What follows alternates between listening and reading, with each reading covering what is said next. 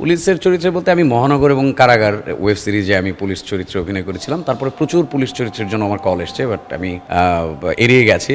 কারণ আমাদের একটা সমস্যা হয়ে যায় কি, যখন আমরা একটা ক্যারেক্টার করে একটু সমাদৃত হই, তখন সেই ক্যারেক্টারে ডিরেক্টররা ডাকতে শুরু করে। বাট আমি যেহেতু ভার্সারাল ক্যারেক্টার প্লে করতে পছন্দ করি, সো আলাদা আলাদা চরিত্রে তখন কাজ করার একটা স্পৃহা তৈরি হয়। তবে পুলিশের চরিত্রে অভিনয় করা আর অভিনেতার কাজ তো আসলে বিভিন্ন ক্যারেক্টার ডিল করবে, সো ভালোই লাগে। সবার সাথে এক ধরনের সিঙ্ক্রোনাইজ না হলে কিন্তু একটা কাজ হয়ে ওঠে না, একটা প্রপার একটা গল্প হয়ে ওঠে না। সো আমার কাছে মনে হয় যে আগের এবং এই সময়ের কথা যদি আমি একটা পার্থক্যের কথা বলি, তাহলে আমি বলবো যে সবাই না, কোথাও কোথাও হয়তো সেই বন্ডিংটা ছুটে যায়।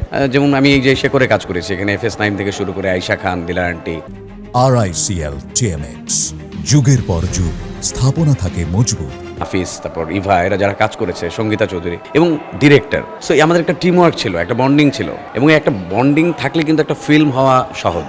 বড় একটা ক্যানভাস, তো দ্যাটস ওয়াই আমার কাছে মনে হয় যে সবাই যদি একটু নিজেরা একটু কোলাবোরেট করে কাজ করা যায়, তাহলে একটা ভালো কাজ হয়ে যায়। যে আমরা তো আসলে গুণীর কদরটা কম করতে শিখে গেছি। সো এটা কিন্তু একটা প্র্যাকটিসের ইস্যু, যে আমি ভালোকে ভালো বলবো, এবং মানে মূল ঘটনাটাই ঘটাচ্ছে কিন্তু মানে আলোক প্রক্ষেপক। ওই লাইটটা না হলে কিন্তু আমাদেরকে বা টোটাল এনভায়রনমেন্টটাকে কিন্তু ফুটিয়ে তোলা সম্ভব না। সো আমার মনে হয় যে এই সিঙ্ক্রোনাইজেশনটা অনেক বেশি ইম্পর্টেন্ট। মানে এইটাও তো একটা টার্ম আমাদের কাজ করার জায়গা থেকে। একটু গ্যাপ তো আছেই। দর্শকদের জন্য বলবো যে আপনারা সব ধরনের কন্টেন্ট দেখেন, নেটফ্লিক্স দেখছেন বা বাইরের অনেকগুলো কন্টেন্ট দেখছেন। আমাদের দেশে ভালো ভালো চলচ্চিত্র হচ্ছে, কন্টেন্ট হচ্ছে। সো আপনারা সবাই আমাদের চলচ্চিত্রকে ভালোবাসুন, সবাই আমাদের চলচ্চিত্র দেখুন। যেমন আজকে বাংলাদেশ ফিল্ম আর্কাইভে একটা স্পেশাল স্ক্রিনিং হচ্ছে। সো টিকিটের বিনিময়ে মুভি দেখার প্র্যাকটিসটা করতে হবে আসলে। এটা না হয় আমরা কিছু মানুষকে নিয়ে জড়ো হয়ে একটা কাজ করছি, যেখানে হচ্ছে কিছু মানুষ ফিল্মের ওই অ্যাটমসফিয়ারটা ক্রিয়েট হোক বা এনভায়রনমেন্টটা ক্রিয়েট হোক, কিন্তু আমরা বলবো যে টিকিট কেটে দেখেন। কারণ এটা তো একটা বাণিজ্য বেসিক্যালি। একটা দেশের